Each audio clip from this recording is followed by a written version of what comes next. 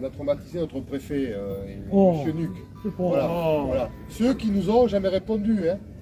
90 pages, ils ont eu à mettre dans le dossier de non-réponse du DDT principalement et du préfet. Hein. Voilà. Donc, vivement qu'on aille au tribunal pour expliquer dans quel état nous laissent les services de l'État, hein, sans nous répondre, en vous maltraitant, parce que c'est ça la vérité. Et donc, si on doit ramasser, on va ramasser. Mais on va dire toute la vérité. On a un État qui est absent, qui nous ignore, qui vous méprise et qui vous met des tôles sur les aides alors que vous devriez en avoir, qui a fait pression sur un jeune agriculteur pour qu'il dénonce un CR87, pour qu'il touche une prime. L'histoire est là et on en reparlera. On en reparlera, je vous promets, quoi. Hein. Voilà. Alors qu'aujourd'hui, c'est le narcotrafic arrive dans les zones de campagne, c'est le chaos.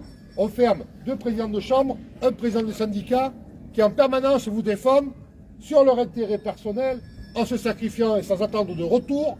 Et on nous ferme pendant 4 heures. Je n'en veux aucunement aux forces de police qui nous ont auditionnés. Aucunement.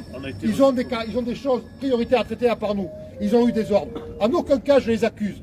Et je les respecte. Quand on voit ce qui se traîne dans les bureaux, là, on va dire que quand ils nous voient, ils rigolent, les mecs. Hein. Ils sont contents. Ils disent, tiens, les mecs sont sympas et tout, voilà.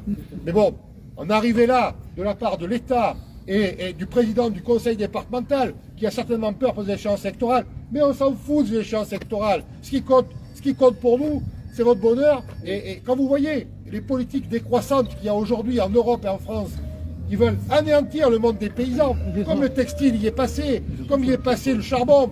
C'est ça l'histoire. Et on veut nous faire taire pour que vous puissiez crever en silence. On ne crèvera pas en silence. Non.